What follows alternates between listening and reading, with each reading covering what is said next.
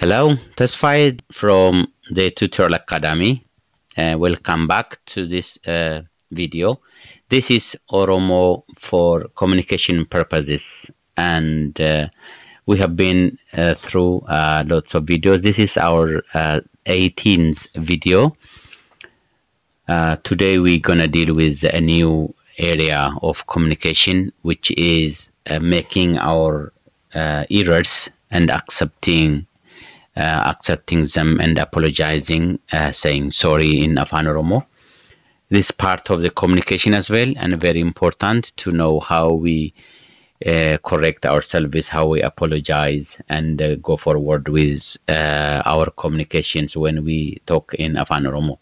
So this is one of the specific area I thought is important to learn. So I just labeled them, named them errors and corrections. Dogoggora fi sirreessa. Dogoggora fi sirreessa, which means errors and corrections. So we'll see in here there are important words that we have to we encounter with in this communication. That is true, dhugaa, false, soba. These are very important words in this error and communications. So we'll see this. This is false. Kun soba da. Kun soba da. We can also say kun soba. Kun soba. This is false. Kun soba or kun soba da. Is this true? Kun dhugaa da. Kun dhugaadha. Kun dhugaadha. We can also say kun dhugaadha for affirmative statement. Sorry. Kun dhugaadha. That's affirmative. Kun dhugaadha. That is question. I made a mistake. Sorry. Nan dogoggore dhiifama. Nan dogoggore dhiifama. Dhiifama is sorry. And it is enough by itself. Dhiifama. Dhiifama. Nan dogoggore dhiifama. I made a mistake. Sorry. Sorry, I forgot. Dhiifama. Nan irraanfadhe. Dhiifama. Nan irraanfadhe. These are very important in communication. Dhiifama. Nan irraanfadhe. Is this false or true? Kun soba moo dhugaadha. Kun soba moo dhugaadha. Kun soba moo dhugaadha. Moo is like or.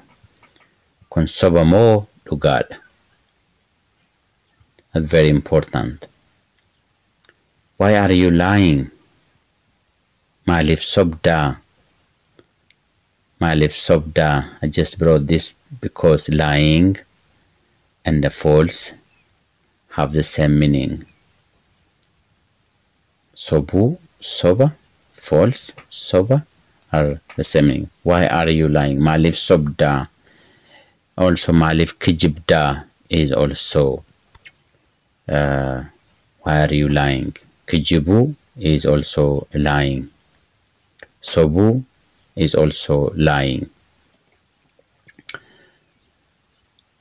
So you can say I didn't lie, I did not lie. Ano hin somne. This an is me, as we have seen it in the previous videos. Ano insomne, which means just this man is affirming himself that he didn't lie. Ano insomne. I am correct. Ano insomne. Did you tell the truth? Dhugaa jettee? Dhugaa jettee? Are you sure? This is just like me. Are you sure? Dhugaa jettee? Dhugumaa? Are you sure? Dhugaa keetii? Dhugaadhaa? Dhugaa keetii? Dhugaa jettee? And all the same. This is not correct. Kun sirrii miti. Kun sirrii miti. Now correct. Sirri is correct. Sirriidha, sirrii miti, dhugaadha, dhugaa miti. Okay, they all are in this category of communication. Kun sirrii miti. Kun sirrii miti. This is not correct. This is not right. Like that. Correct your mistake. Dogoggora kee sirreeffadhu. Dogoggora kee sirreeffadhu. It's hard to say. Dogoggora kee sirreeffadhu. Correct your mistakes. Okay? And this is it for today. Thank you for being with me, and I hope you will practice those and say apologies and also ask somebody to apologize, and the communication can be as flawless as possible, as perfect as possible, and then you continue communicating and using these words of phrases of correcting one's mistakes and apologizing for the mistakes as well. Thank you very much for being with me. I'll see you in the next video. Bye bye.